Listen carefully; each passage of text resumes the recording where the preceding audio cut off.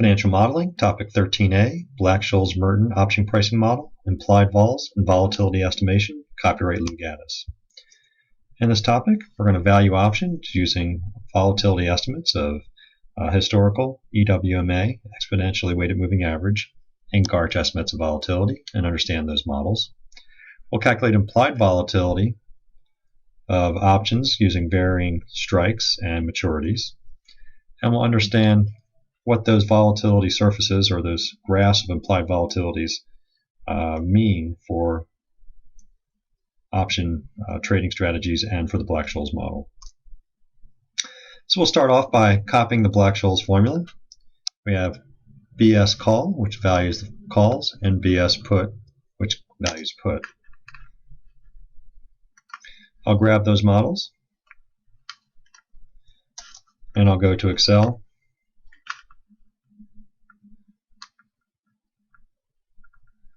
Go to my VBA, insert module, and I'll paste. So there's BS call, BS put. Let's go back to my PowerPoint, and what I'm looking at here is I'm going to value these 6/15 March calls and puts from the last topic. The underlying stock price is $614.27 for Google. These options mature on March 17th, and today's date is 2/28. And we're going to look at the 6/15 strike call and 6/15 strike put. The calls trading bid-ask $9.90, $10.20, so a little over $10 if I took the average of the bid and ask. And the put is trading a little bit more. So if I look at those options, I'm going to plug those into Black-Scholes. So I'm going to grab this data. This is data we collected last time.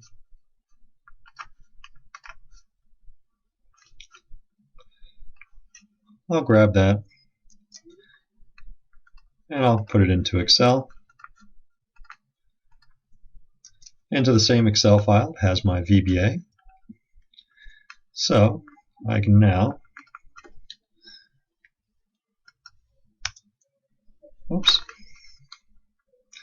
value these options. BS call and BS put. And what I have now is under volatility, I'm using roughly the 40-day moving average volatility that I got from Bloomberg from the last topic. So today's date, March 28th, these options mature 3/17, strike is 6/15, underlying stock price 6/14. The underlying stock has no dividend. The 1-month interest rate, annualized for treasuries, is about 10 basis points.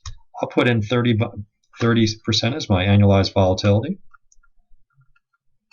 And for the T, you can either do one or two things for the T. You can either calculate the calendar days, say the difference between maturity and today, 18 days, and then take 18 divided by 365, number of calendar days in a year. Or you can go to a calendar and count the business days. In this case, there's 13 business days. So let me change that to business days. And then divide 13 divided by 252, because or trading days. There are 252 trading days in a year. So these are both commonly used to calculate maturity, either the number of trading days divided by 252 or the number of calendar days divided by 365. But let's go ahead and use business days for now, or trading days. If the volatility was really expected to be 30%, Black-Scholes says my call and put prices are about $16 and $17. The actual call and put prices are about $10 and $11. So either these options are a really good deal, options selling for 10 and 11 that are really worth 16 or 17, or maybe my implied volatility or my volatility estimate for Black-Scholes is wrong.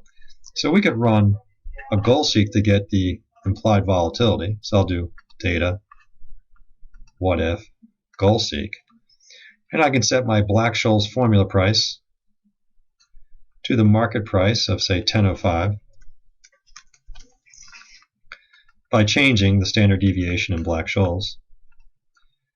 And you get the implied volatility of the call of 1867. And then I can rerun it and set the put price equal to 1105 by changing standard deviation.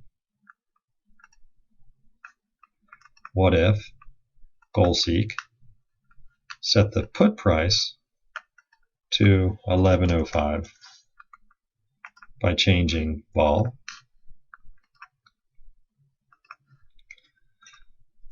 So these are called my Black-Scholes implied vols. So given these volatilities, these options would be perfectly priced.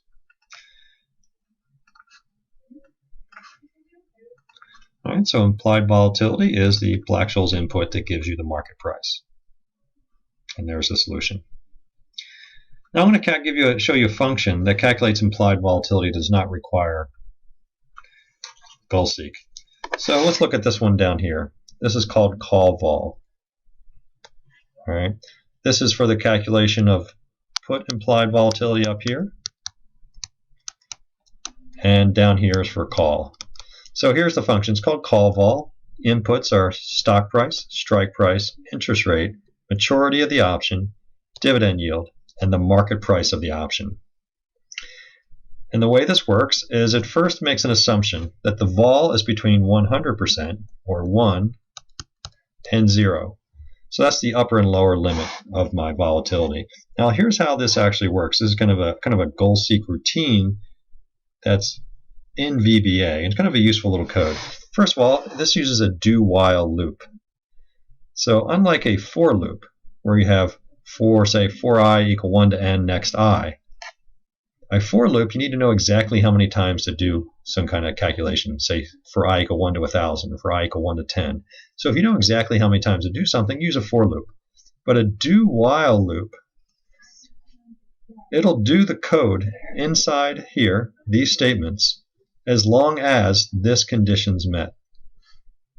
So it says do while high vol is less than low vol. Now initially high vol is 100%, low vol is 0%. So high minus low, 100% minus 0%, that's 0.5, 50%. So do while, the difference between high, low, and low vol is 0.001 or 0.001, so about 1 basis point. So since high vol minus low vol is 1, is greater than this value, it's then going to execute these statements until you get to the loop. And the statements are an if-then-else statement. If BS call, now BS call is actually referring to the Black-Scholes function that we've already copied into our module. So the Black-Scholes function has parameters stock price, strike, standard deviation, that's the third parameter, interest rates, T, and dividend yield. Okay.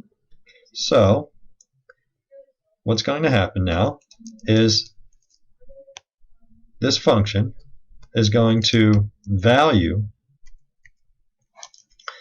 the option using BS call using the spot price that you've input up here again, the strike, the T, the dividend, and R. But it's going to use, for volatility, it's going to use the average of high and low vol. Now high and low vol initially are set to 1 and 0, so it's 100%. An average of 100% and 0 is 50%. So the first time this runs through the loop, it's going to value the call using a 50% standard deviation. Now I'm going to use this on our call that we are looking at for Goog, and I know the implied vol is about 19% on that last option. So when it values it using 50%, the Black-Scholes price is going to be higher than my market price, which is about $10 for that call. Right? That is a parameter to the function. All right, so if that Black-Scholes price using the average of high and low is greater than the market, well, that means the Black-Scholes price is too high, so let's lower the volatility. So here's an if-then-else statement. So if Black-Scholes is greater than market, then goes to this statement, lower the high vol. So initially, high vol was set to 100, and low vol was set to 0. That's my high vol, that's my low vol. When it valued the option using the average of those, it's going to reset the high vol to 50. the average of high and low. And that's what this does. That resets high vol to 50. All right, doesn't worry about the else statement since the then is done. And if loop. The loop is going to send you back up to the do statement. Do while high vol is less than low vol. Now high vol is 50, low vol is 0. The difference between 50 and 50% and 0 is 0.5. So that's still greater than 0.0001. So it's going to do it again. It's going to run through these statements one more time.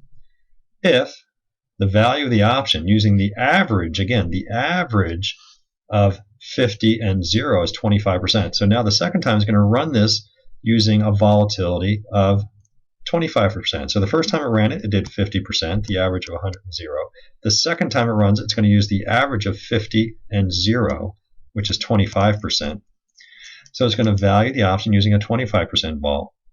Now that's going to still give me a price that's greater than the market. Again, I know that the implied vol is actually 19%. So what it's going to do, it's going to lower the high vol again. It's going to reset high vol to the average of 50 and 0. So high vol gets set to 25.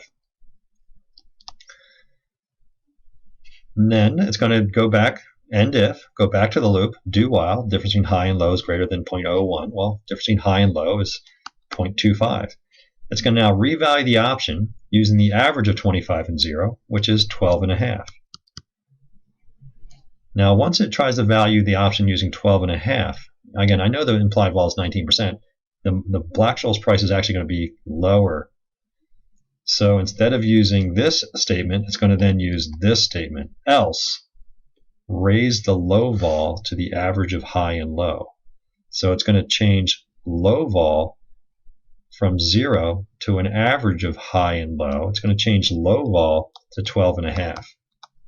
So now high vol is 25, low vol is 12.5. Then it's going to revalue the option using the average of 25 and 12.5. That would be an average of what? 25 plus 12 is 37. Average is about 17%. So it's going to revalue the option at 17%. And what it's going to find is the price is too low again. All right, because I know the implied vol is 19%. So since the price is going to be too low, so what's happening is through this raising high vol when vol is too high, lowering high vol when vol is too low.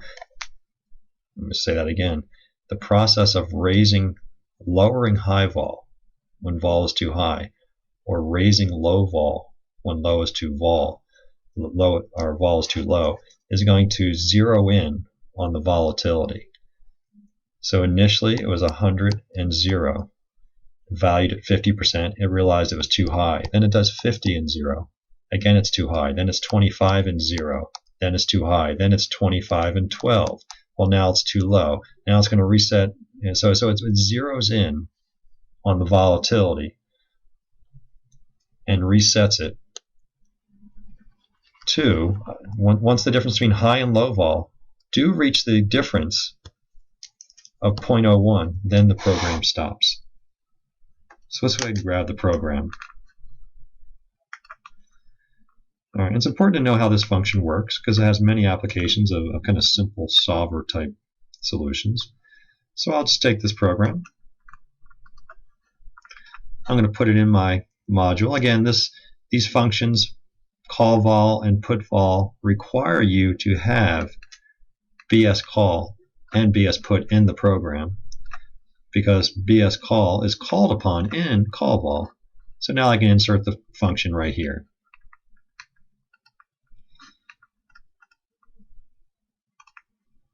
There's my call vol, and I'll go ahead and put my stock price, my strike price, interest rate, maturity, dividend yield, and then market price, which is 10.05.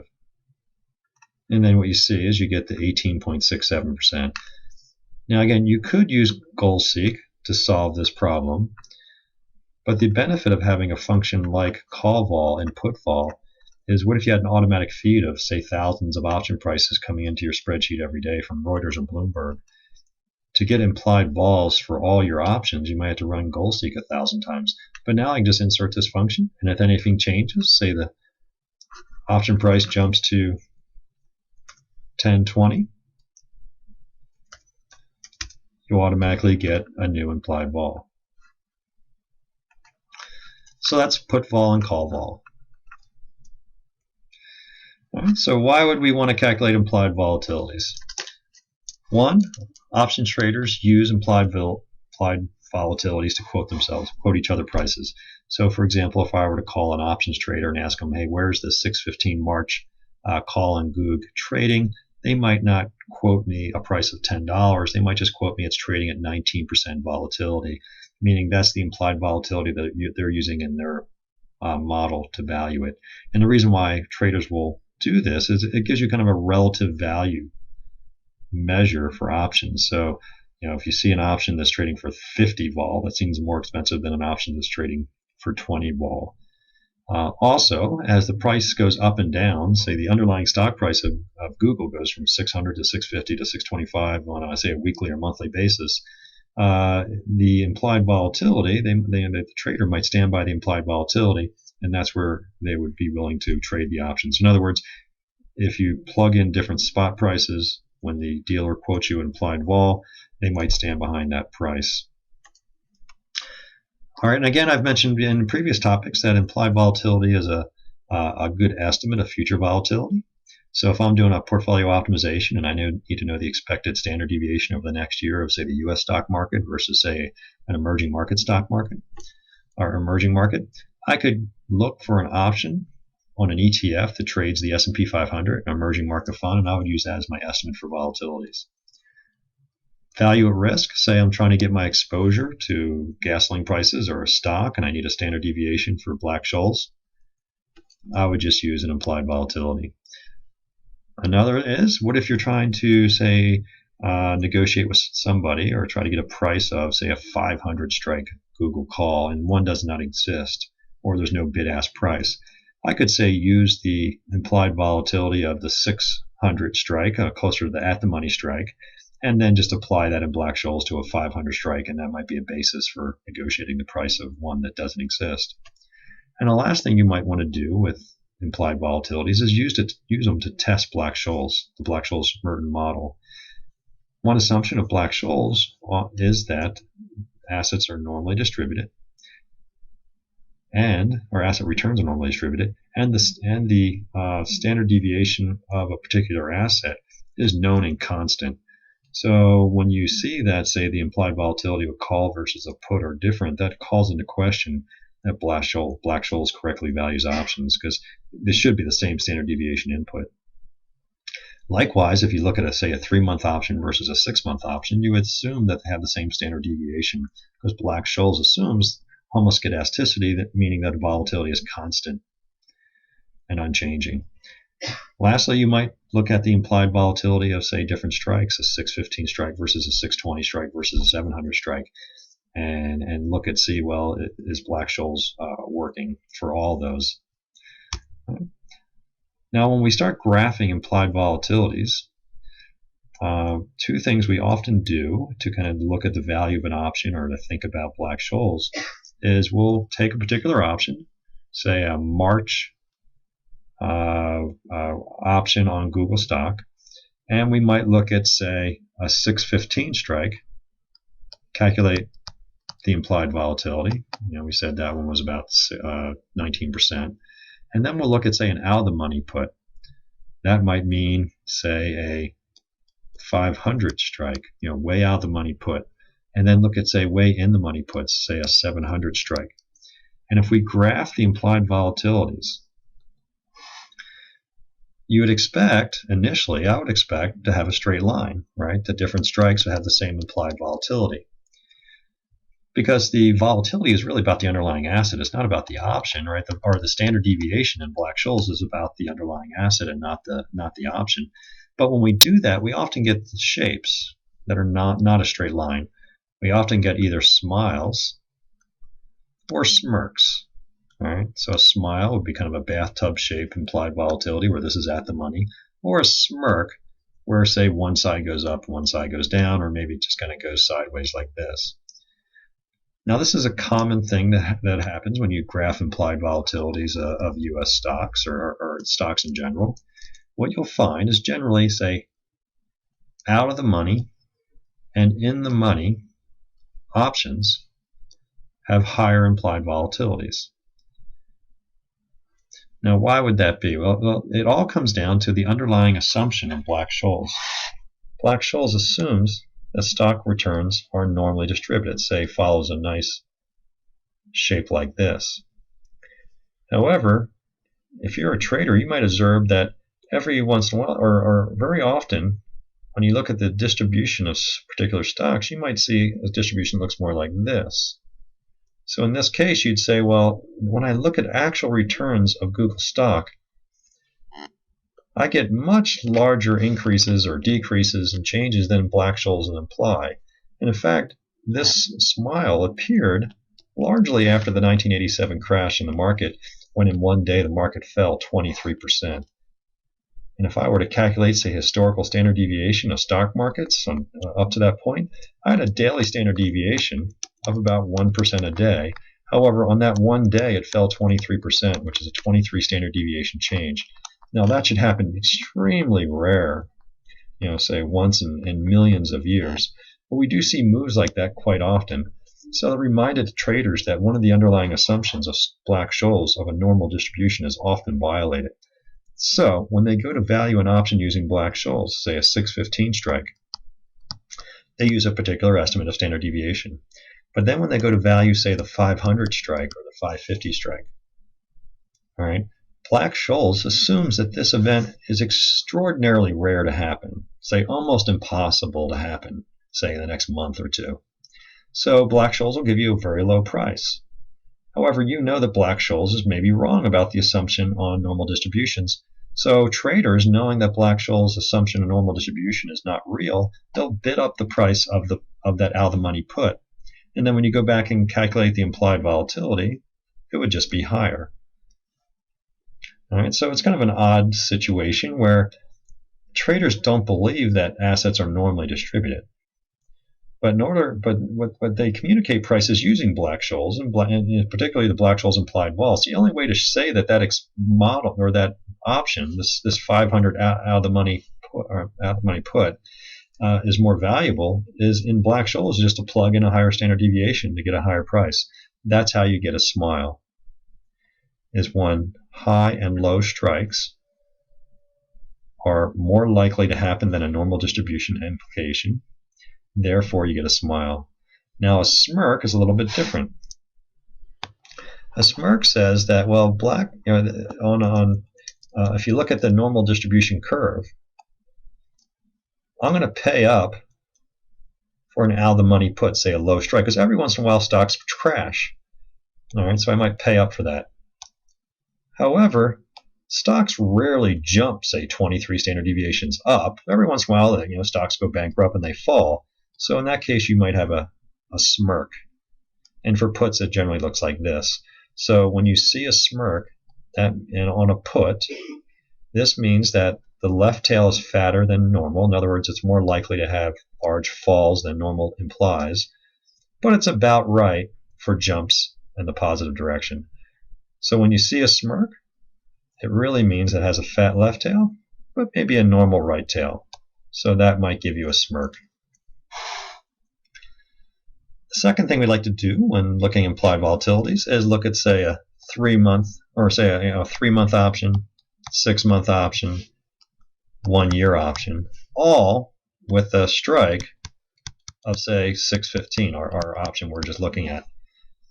Now, according to Black-Scholes, you would think that that structure would be straight across, because one of the assumptions of Black-Scholes is that volatility is constant over time. However, what you often see is an upward sloping or downward sloping term structure or time skew of implied volatilities. So you might estimate that there's a, say, 30% volatility for the 3-month, but then see a 20% volatility for the 6-month and a 15% for the 1. And what is going on here is, empirically, we found our researchers have found that volatility has autocorrelation or volatility clustering. What that means is if volatility is high right now, it's going to tend to stay a little bit high. But they also found mean reversion in volatility. What that means, if we're having a lot of volatility currently in the stock market, in a particular stock, it's a lot of big changes, it's likely to stay like that for a while. But if the long-term average is lower, the volatility is going to fall. And that's what this picture is. This will be a term structure of volatility, or time skew of implied vols, in which the short-term options have higher implieds than the long-term. And what that would imply is that currently volatility has been running higher than average, but over time it's going to go back to average. If, on the other hand, the volatility was upward sloping, the term structure of volatility is upward sloping, that would mean that we're in a relatively calm period. I'm going to predict that that stays the same for a little while. So when I value, say, 3-month options, I'll keep it calm. All right, that's volatility clustering or autocorrelation of volatility, but I'll assume it goes back to the long-term average. Now, I looked at some options on our Goog, and what I found when I input our implied vol, our call vol and put vol models, actually I just used put vol, I looked at the 6/15 strike March, SEP, and Jan options, put in the different maturity dates, put in the different annualized treasury rates of those maturities, and put in the option prices I got on the web, and I calculated implied vols of 19% for 1 month. 1 year is about 25% and about 27%. So what this implies to me is that volatility seems to be very low, or lower than average for Google now, but it's expected to go to its long-term average. My guess is the long-term average volatility will be somewhere around here. And then the second thing I did is I looked at the March option, all the same, and then I looked at 610, 615, and 620 strikes and calculate the implied volatilities. Now in this case I actually got a frown. All right, and that's because I picked strikes that are too close to the at the money, 615, 610, and 620. And what this is actually implies to me is for small changes in stock or stock price, the normality is actually predicting more of a change than is implied by Black-Scholes. Now, what I probably should have done is this. I updated this today and looked at the Google options that are mature in about a month. And Google's trading at this date about $500. And I got an implied volatility of about 19 or 20%.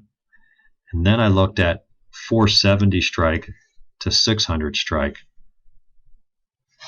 And this is either you can call it my smile or slightly smirky smile.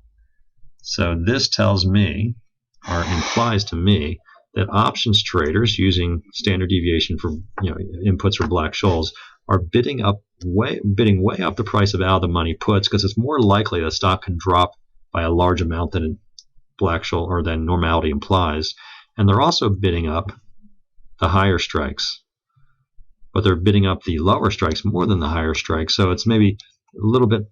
So the tails are both fatter, but maybe fatter in the down position, so that the left side of the distribution. So this is what I normally find when I look at strike skew. And you can go to Yahoo Finance, go to their options trade, or options section for a particular stock. And then also, if you look to the far right, you'll see implied volatilities, and you can graph them. All right, so it appears that when we look at the time skew, say implied volatility is a different maturity, and the strike skew, implied volatility is a different strikes, it appears to violate the Black-Scholes assumption about homoscedasticity, constant volatility. However, Black-Scholes is still the dominant model to value options. So how can that be? Well, I think there are two views of Black-Scholes to think about. One view I'll call the demigod view, is the Black-Scholes is a perfect model. Black-Scholes and Merton were finance gods among us. They created a perfect model, and we just don't fully appreciate it or understand the results. So we should not be trying to bring down the model. The other model, called the false god, or second view of Black-Scholes Merton, is a false god model or view. And that says that, well, no one really believes Black-Scholes and Merton know the true nature of markets and the world. They just came up with this silly model based on silly ideas of normal distributions and random walk processes. But on the other hand, it is kind of useful to use implied volatility as kind of a way of just kind of thinking about the value of an option. So you either believe that Black-Scholes is the truth, and it's just about finding the standard deviation, or you just totally discredit Black-Scholes. But on the other hand, you might just look at the standard or the implied volatility or the Black-Scholes price as an index. If you do believe in Black-Scholes, right, we said that the only thing you need to forecast is spot price, strike, interest rates, maturity, dividend yields, and standard deviation. All of these parameters, except for one, are readily available, and that's standard deviation. So if you're using Black-Scholes to value an option, it is all about getting an estimate of volatility. Now, the common ways to get volatility is use historical volatilities, or we can use models like EWMA and GARCH. So let's talk about those. So this is, so again, I'm trying to value Google options, and I think it was February 28th on the day I was looking at these options. So these are and on February 28th, the volatility, say last 20 days, was only about 14%. So this is a 20-day moving average volatility for the last 2 years. And what you see is volatility seems to be low. The historical average is about 30%. And so this causes the trouble in trying to value the option. Long-term volatility is 30%, but it's been running 14. So if I'm trying to guess for volatility for the next 13 days, the life of this option, I'm not sure what to use. One way to do this is to not just say pick one or the other, say what has been running really recently or what has been long term, is to use EWMA. All right, EWMA is a model that incorporates autocorrelation and volatilities, or also called volatility clustering. And if I again look at this picture, what it means is if volatility is, say, high, it's going to stay high for a little bit, or it's going to stay high for a little longer. And if it's low, it's going to stay low for a little bit longer. All right, so it's volatility clustering. If I had several large moves in the last few days, I'm going to forecast the next few days will also be a little more volatile. All right, that model, again, is EWMA. So EWMA, if I'm forecasting variance using EWA, all right, I'll take the weighted average squared deviation from the mean,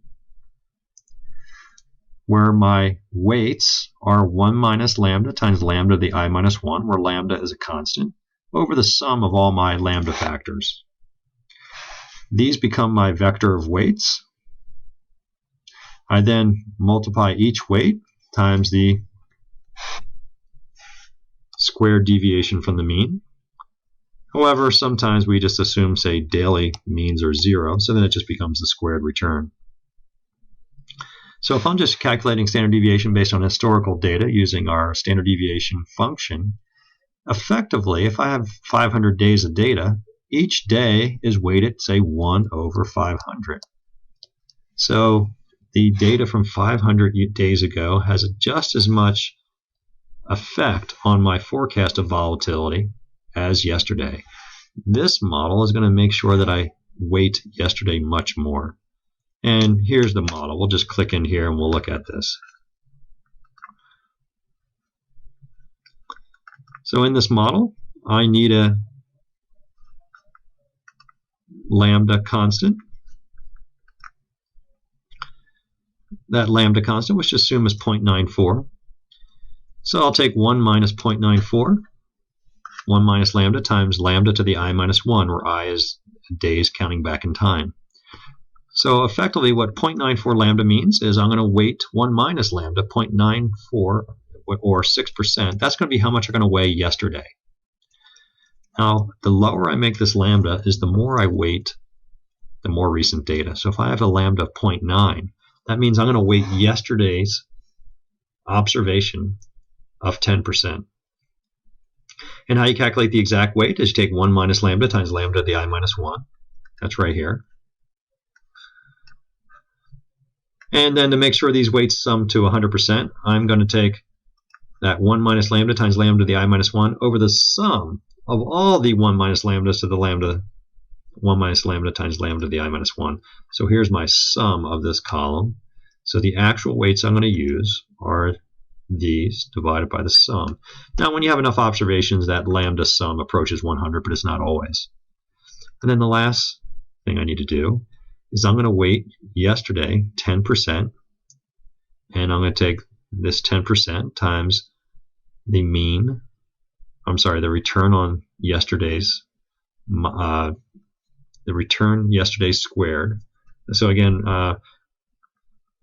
what I'd like to do is take the weight, right? This weight right here is this column here, times the return minus the mean squared. But again, in this model, I'm going to assume that yes, the mean estimate for a day on a particular stock is 0. So I'll just take the return squared. So this formula is just 10% times return squared for the first day, and so on. I have the returns over here, so it's just using this the continuously compounded return. So these are my weights times squared deviation. If I then sum up the weights times squared deviations, that's the sum formula right here, that'll give me the daily variance, since this is daily data. I then take the square root of the variance to get standard deviation. That'll give me daily standard deviation. And then I'll multiply times the square root of 252 to make it annualized. So using a 0.9 lambda, I get an 18% volatility. And again, if I used the 0.94, it's going to use 6%, and I got more of a 20-some% volatility. So that's EWMA. Now, EWMA has a lot of advantages. For one thing, it uses all the data. So one issue I used to have when I'm trying to estimate volatility is, do I only look at 30 days when calculating standard deviation? Should I get 2 years of data, 5 years of data? Well, the nice thing about EWMA is you can get all the data and then just use the lambda to effectively weight the more recent data, and the lambda effectively discounts the really old data. Also, I like EWMA because it matches the empirical observation of volatility clustering, or the autocorrelation in volatility. It's weighting yesterday and the day before much more than 10 days ago and 100 days ago. And EWMA is often used to calculate short-term volatility because it incorporates this clustering. So if I'm looking for the next couple days or weeks, I'll probably use an EWMA model. Now, the drawbacks of EWMA is it doesn't incorporate a major finding of mean reversion in volatility. In other words, if volatility has been running, say higher than average, it's expected to stay high for a little bit, but eventually it's going to return to more of an average level. So that's mean reversion of volatility. Also, the EWMA estimate, I can't ask EWMA, or nowhere in the model can I say, give me a forecast for 1 day or 1 month or for 1 year. I just get one single value. So this leads to our new model, GARCH. GARCH is generalized autoregressive heteroskedasticity. It's autoregressive, incorporating the autocorrelation in volatilities, and heteroskedasticity, meaning that volatilities change over time. So it's going to give you a model of our estimate of volatility that incorporates autocorrelation and has volatility changing over time. And how it changes over time is the model assumes that volatility returns to a mean level, or mean reverting. So the GARCH really addresses the shortcomings of the EWMA. Now the model, in this case, will give you an idea of kind of the differences between the two. If you had a 20-day moving average volatility of GOOG, you'd say, all right, last 20 days it's been running 20%. And if I'm going to forecast maybe what it's going to run for the next few days, I'll also maybe forecast 20%. So EWMA often gives a value close to the 20 or 40-day moving average because it's effectively using much of that data in the weighting. However, if I'm forecasting, say, a 1 year's volatility from now, EWMA maybe doesn't make sense because EWMA is going to be one estimate. However, a GARCH effectively is kind of like an EWMA estimate. So it's going to, for a short, if I want a 1 week volatility forecast, GARCH will give me similar values to EWMA. However, if I want, say, volatility 1 year from now, what GARCH will do is it'll start moving the volatility estimate up to the long-term average that I input. Now, the estimation of GARCH is a little more difficult. It involves a two-step process. I look at historical data and calculate historically how can I predict volatility based on long-term averages and previous days. I then estimate some parameters from that and then use those parameters to forecast future volatility. So let's just take a look at this. The variance estimate for day T. So say I'm trying to predict Google's variance today. So what is going to be Google's squared deviation from the mean? Or if I'm assuming daily mean, what is Google's return squared today? Well, this model says it's a function of 3 parameters. It's some coefficient gamma times the long-term forecast V, so that's my long-term volatility, plus another coefficient alpha or weight times what happened yesterday, say yesterday's return squared, plus another weight beta times my estimate of volatility the previous day. So effectively, my estimate of variance for, say, today is a weighted average of some weight times the long-term average plus some weight alpha times yesterday's observation, what actually just happened yesterday, and another weight beta times my forecast yesterday using the same process. Now these weights, gamma, alpha, beta, they sum to 1. Once I then fine-tune this model, I'll find gammas, alphas, and betas that best predict historically variances. That'll give me a forecast for today for volatility. I'll then use that in my model here. I now have a forecast of volatility today, but now when I predict what volatility is tomorrow, say T plus 1 day from now, it's going to be the long-term average plus alpha plus beta raised to the ith power times the difference between long-term average and today's forecast. So what this does down here is it's going to force over time this estimate of volatility is going to finally go up to the long-term volatility if it's below. So let's grab the model and look at it in Excel. I grab it.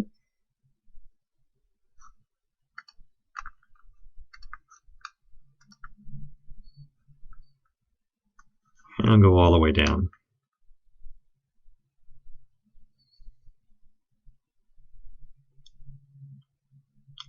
And it's big because I have a couple years of data here.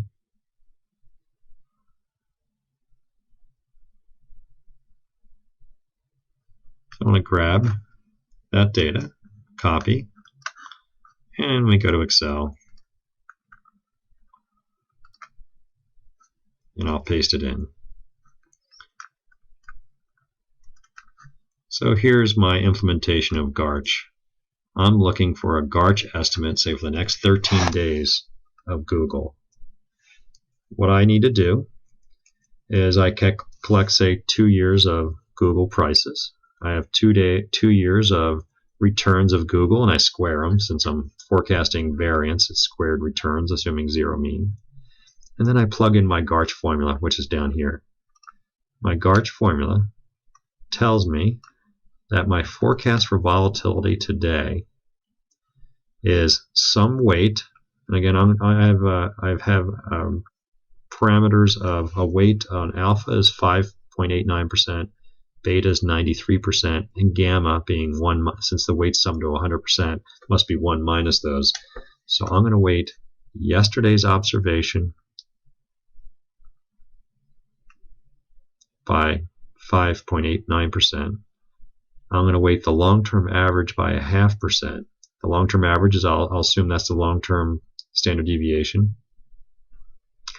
And then I'm going to weight 93% of the weight as my forecast for yesterday. So see the formula right here.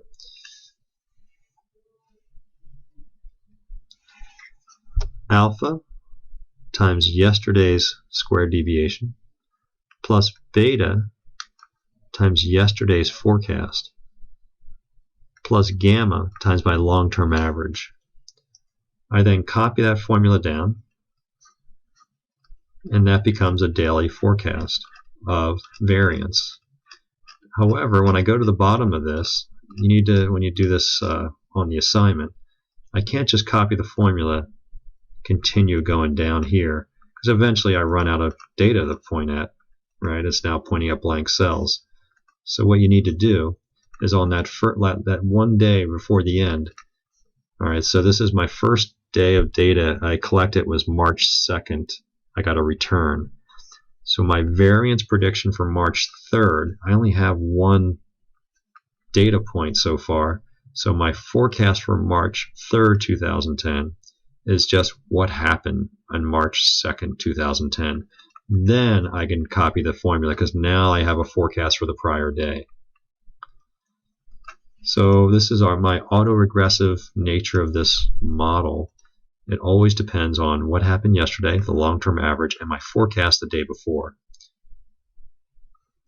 Now, if I move the weight of the long-term, if this weight tends to go to 0, this model converges to an EWMA model. So right now I have a relatively low weight on the long-term average. So my volatility forecast for February 27th is variance is 0.022%. If I take the square root of that, that's my daily standard deviation. And if I multiply times the square root of 252, that's my annualized standard deviation forecast for one day, March 27th. Now I have something in here you're not going to need for my assignments. But one question is, well, how do you get alpha and beta? Well, in this class, I'm always going to give you alpha and beta, or you can go to Bloomberg and actually type in GARCH. They have a GARCH function. You can plug in Google, ask for a 2-year estimation window, and they'll give you alphas and betas. How you do that on your own is you'd run a solver, and what the solver would say is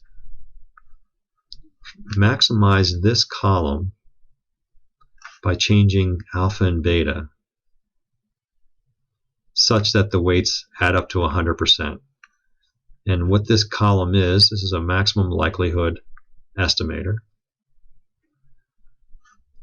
And what this does, this function here gets larger, this MLE estimate gets larger as these two numbers get closer together. So as my GARCH estimate on any given day gets really, really close to the actual return squared of that day, the actual variance of that day, this number gets bigger. So by maximizing the sum of all those numbers, it's a way of optimizing, getting the best weights for alpha and beta. So all that work was to get this one number, my volatility forecast for February 27th. Now if I want to try to value a 13-day option, I then move into my second part. To value that 13-day option, I'm then going to start with my forecast for today, which comes from here. Then I'm going to plug in this formula here that does the mean reversion.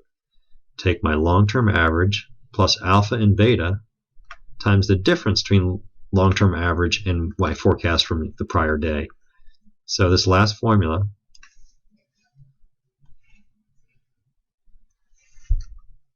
takes my long-term average forecast plus alpha and beta times the square, or to the ith power, times the difference between yesterday's forecast and long-term average. And what this does is when I copy this down, it forecasts a volatility every day.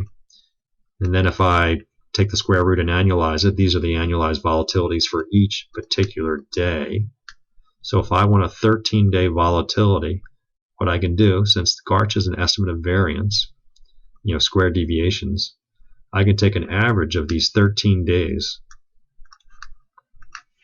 And that's what I do here. I take the average of my 13 days of GARCH estimates. I then take it to the square root to turn it into a standard deviation.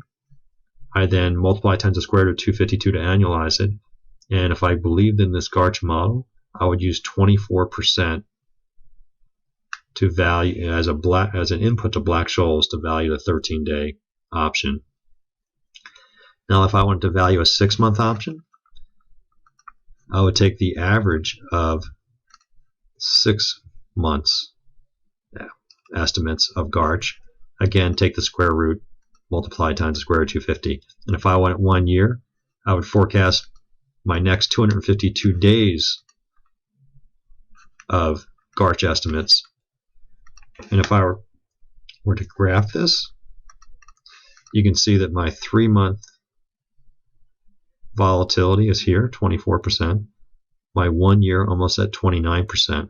This explains an upward sloping term structure of volatility. So this is consistent with what we see in the data. This is consistent with the idea that for this particular asset, Google, the volatility is currently low. So if I'm forecasting, say, 3 months, I'll assume it goes up a little bit, but it's going to stay low. But if I forecast a year's volatility, it's going to go back to the long-term average. And the values of alpha and beta determine how quickly that happens. So that's GARCH, the Generalized Autoregressive Conditional Heteroscedasticity Volatility Model. So now, if I'm trying to determine whether I want to buy, sell, or hold this, say, March call, that March call is selling for $10. I had an implied vol of 1867. If I believe the volatility is higher, I'd be willing to pay to buy this asset because I think it's worth more. So if I believe my 2-year volatility estimate, my long-term volatility is 29. If I think the volatility over the next 13 days is going to be 29%, I definitely want to buy this option. It's cheap because remember when we plug in 30% here, this option was worth about $16. If I just look at what it's been trending over the last 20 days though, if I were to plug in 13% here, then this option is going to be overvalued. All right, so this would say it's a buy if volatility is 29% over the next 30 days. If it's 14%, then the option's a sell. However, using EWMA and GARCH, they'd also be buys because those volatilities are higher. You plug in those higher values and get a higher value. However, a couple of other notes here is in March of the prior year, it only ran 18%. In March of 2 years ago, it also ran 22%. So March seems to be kind of a calm period for Google. So here we're sitting in March. Here's the prior March. And then another March. So March tends to be kind of a calm month for whatever reason for Google. So that's it. When estimating the volatility using Black-Scholes, you can use historical values, say just weighted average, a 20-day moving average, or last 10 days, last 30 days, or you can use the full sample. You can calculate implied volatilities. You can use EWMA. You can use GARCH. If I'm just looking for a volatility forecast, I prefer to have implied volatilities. However, if I'm trying to forecast the the volatility without that to value an option, the standard model is GARCH because it incorporates both autocorrelation and the mean reversion volatilities.